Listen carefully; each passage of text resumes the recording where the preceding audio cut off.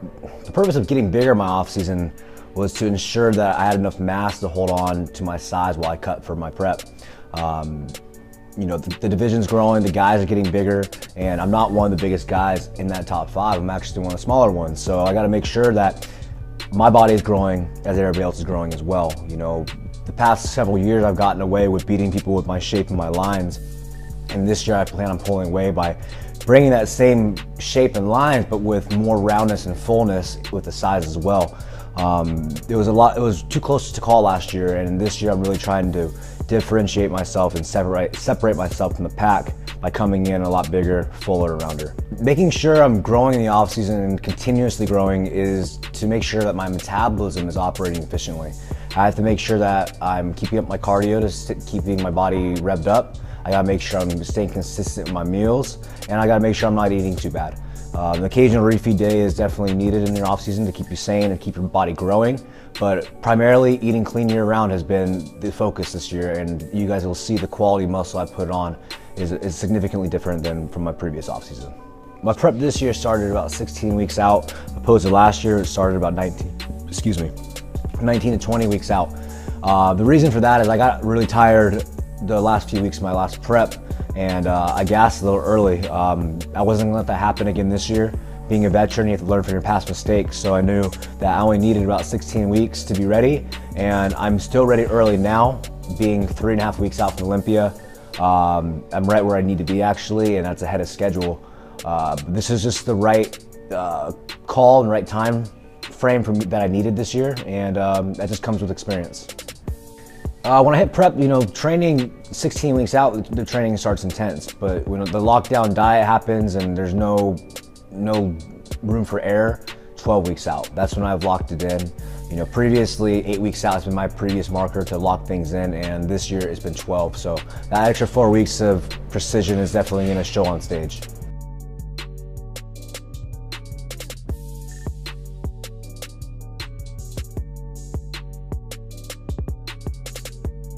I like to kickstart my workouts off right off the bat. It's very important for me to get my mind into my training, otherwise my workout won't follow.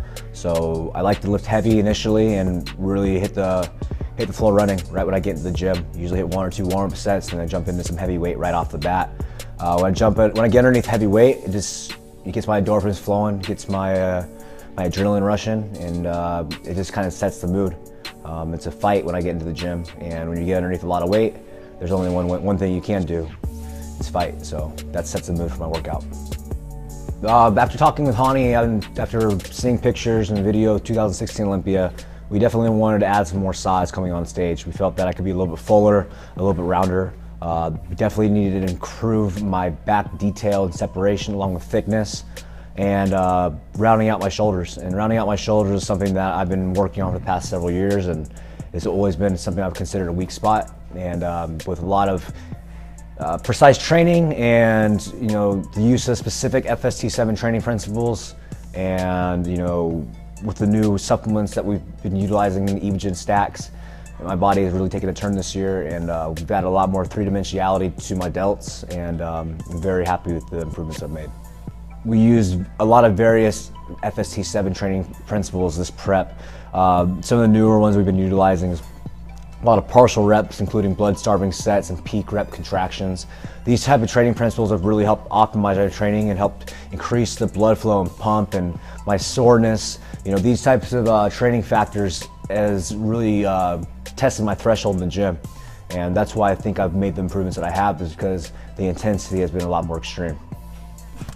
So if you're trying to add mass in a lagging body part, it's very important to understand your nutrition on this day. You want to make sure that you're over-nourishing that muscle. You got to make sure you're getting as much food to that body part as possible. So when you're tearing it down, you're tearing down the muscle fibers, and when your body grows, it requires these nutrients to come back into the muscle to heal it and to replenish it and repair it. And if your body is not getting all the nutrients it needs, the body will not maximize the growth. So it's very important to utilize refeed days and cheat meals on lagging body part days. You could also use a priority factor training as well, which means training your weak body part at the very beginning of the week before everything else, to make sure that you have enough energy and you're not sore anywhere else to compensate for that muscle. So there's a few different training variables you can use to help with weak body parts. Back is one of those exercises and one of those body parts that it's all about form and technique and precision and finesse and understanding where you're pulling from and not just moving weight, but feeling the weight. So I've utilized a lot more bent over rows this year. It was an exercise I've neglected simply because they were just hard before. I didn't like them, I wasn't good at them. And I had to retrain myself to become good at them. And it was become my favorite back exercise is bent over rows, and I've definitely seen a drastic change in my back. And I accredit to that and the mind-muscle connection. Abs has been my weak point in my training. You know, I have a lot of things are genetic with abdominal structure. There's only so much you can change. And I'm not the most blessed genetically in the midsection, so I gotta make sure that I'm doing everything I can on the outside, which is training as hard as possible to develop them.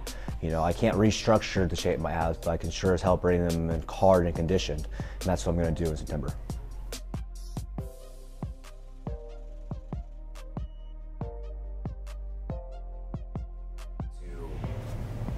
See how things have evolved over the last 4 or 5 years, where I'm walking into the hotel and I have these massive posters and banners of me. I'm on the elevators, I'm all over, branded everywhere. I'm on the billboards in Vegas. You know, you walk into the Olympia Expo and the first thing you see is a massive picture of me. It's absolutely mind-blowing, you guys. It's seriously, it's just, you know, I can remember that first Olympia, I walked in there and I was like, man, I want that. I saw those pictures of those people, I saw, you know, all these guys I saw in the magazines, and I was like, I want that. Like, I'm gonna do whatever I can to get there. And, you know, I competed my first Olympia, I took second place, and that was my goal. I got off that stage, and I was like, I'm gonna make this happen for myself, and that's what I did. And to come back for the 5th year to Olympia, going for my 4th title, you know, my prediction is what it is every single year. You know, I only do this to win. And I wouldn't have even started my prep if that wasn't the plan for the end result. So you guys only have to ask me that question what my prediction is going to be, because you guys already know what I think about myself. So I'm going to keep working hard, and I'm going to give it my all. We got 3.5 weeks left to go. I'm at my all-time best, and there's no slowing down. So I'll be looking forward to sitting back here, interviewing again next year, defending my title for the 5th time.